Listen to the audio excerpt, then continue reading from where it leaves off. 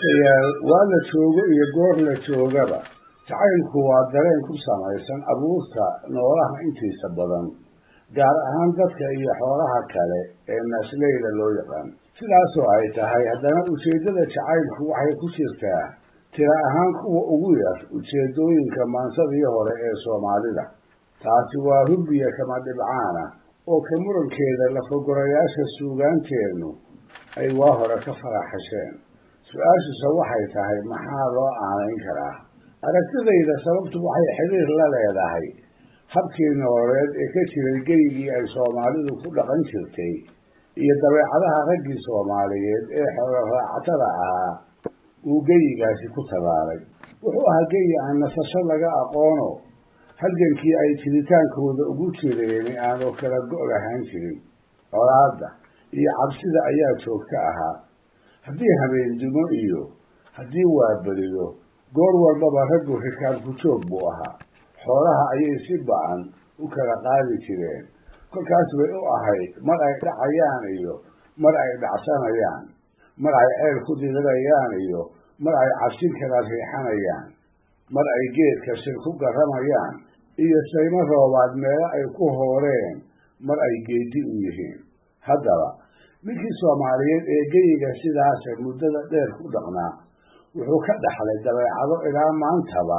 ay bulshada in badani kala socdaan waxaa dabeecadahaas ka mid a ninku inuu adadayg ku tilmaanaado inuu dareemadiisa qof ahaaneed qabsado oo waxa laabtiisa ka guuxaaya dadka kale aysan si fudud uga ogaan siljireeca iyo dabeecsanaantu waxay ahaayeen wax ninkii lagu ogaado lagu daraabo dhifna waxaa ahayd saygu haweeneyda u dhaxda inuu magaceeda ugu yeedho ama meel laga arkaayo uu ku salaamo ama uu ku yidhaahdo waan ku jeclahay ha la weheliyo ama labadooda oo keliya ha ahaadeene sidoo kale in doontaba ha jeclaadee waxaa dhif ahayd carruurta uu dhalay midkood intuu madaxa u saraaxo inuu si caddaana ugu muujiyo gacalada uu laabta ugu hayo ceeb aan ceebi ka weynayna waxaaba loo yiqiin indhaha ninka ragga ah oo sabab kasta ha lahaatee ay ilmo ka soo daadato sidaa daraaddeed geyiga caynkaasi ma ahayn guubaabo diradiro iyo abaabul dagaal mooye geyi maaweelada iyo maansada dabeecsan ee dareenka jacaylku ay ku bulaali kareen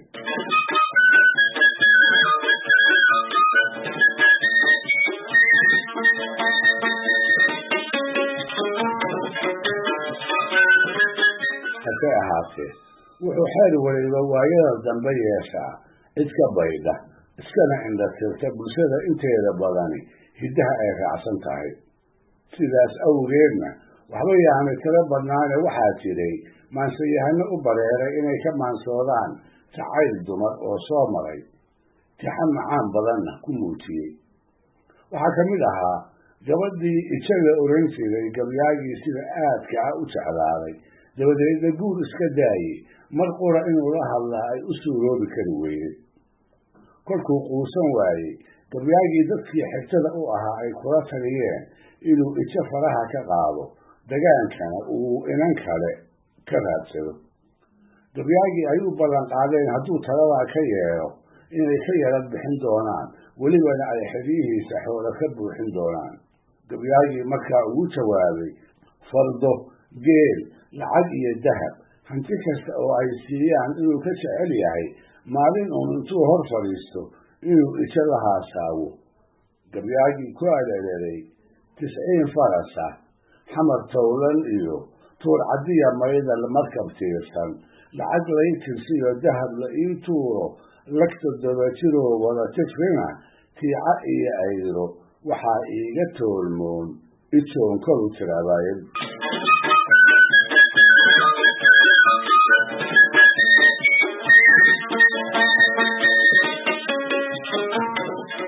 maansayahanadii soomaaliyeed ee qarnigii 19 hana qaaday waxaa ku jira nin jacaylkii la soo gudboonaaday aan qarsane mar walba ku dheeraysan jiray meel walbana ka sheegi jiray waa maansayahankii weer bulxan la oran jiray ee ay qamaan bulxan walaalaha ahaayeen korna uga weynaa wuxuu weerarxatay gabar mulaaxa la oran jiray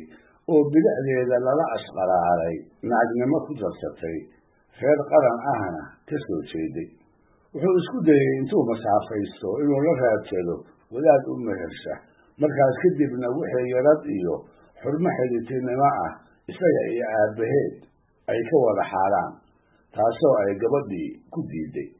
dabadeed gabayo aad u fara badan aadna u tayo sarreeya oo suugaanta soomaalida ee jacaylka iyo xodxodada meel sare kaga jira ayuu weerar mulaaxa ku afuufay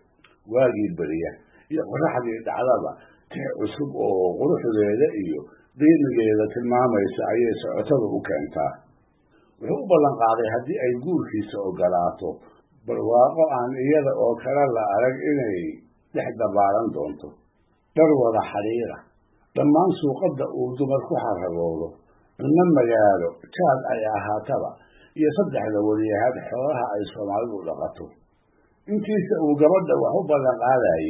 waxa ila yaab badnaa marka uu ku leeyahay haddaad aniga i guursato inaad daabad fuushan tahay mooye weligaa dambe luga kuma socon doontidoo xataa libaax baanu kugu layli doonaa rakuubna kaaga dhigi doonaa wuxuu kaloo ku beer laxawsaday qorax dambe iyo iyadu inaysan is arki doonin oo hadday soconaysa iyo hadday taagan tahayba lagu dulwadi doono geedo loo dallaalimeeyo oo kulaylkeeda isaga gudba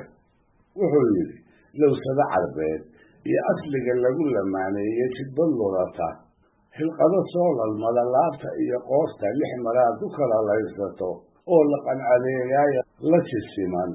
muraayado lukiyan looyatada baarka lama-a dhowra laas ila xirlooda lididda loo yeelay darmadadan furaash lagu gamo iyo laba haloo saaran lista geela caanaha kan loox labanka xaytaagan luqwi subaga loog iyo diraac gob iska laameerta lubiyad soora laashida bardeeda lacag la soo siiyey ludda ibilka loocaani kabash laqaya gooleedka lafayaraha aan kuu dejiyo laanka anigoo ah mulaaxooy libaaxkay ku tahay inaanu kuu leeliyo luga kuma geshide daabad baa kuu laxaad noqonne laan baan dallaayadin shamsada lowga kaa qabanin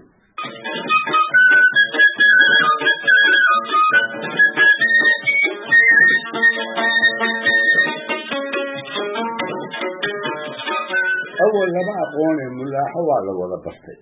gabayadii weerar ayaa magaceedii cidka sare gaarsiiyey ruux waliba wuxuu jeclaystay bal inuu arko inantan uu gabyaagu ku naanaabay ee reerkiisii iyo haweenaydii uu qabayba ilowsiisay maalintii dambe iyada oo codsiyadiisii aan weli hawaasan odhan asii ogol diidan ah ayaa waxay isdamacsiiyeen nin nuur idiinle la odhan jirayoo da ahaan weerar ka weynaa saatatan baa dhexdoodii ka bilowday hubka weerar waa la yaqaanoo waa gabayo iyo geeraahda ammaana oo uu inanta maanka iyo maskaxda kaga xadi karee talow nuur idiinle muxuu isku hadlaynayaa barnaamijka toddobaadka soo socda ayaynu su-aashaa jawaabteeda ku ogaan doonaa dhegeystayaal barnaamijka dhaqanka iyo hiduhu maanta halkaa ha inoo jooga waa inuu toddobaadka soo aadan iyo ku lamida hadduu eebba idmo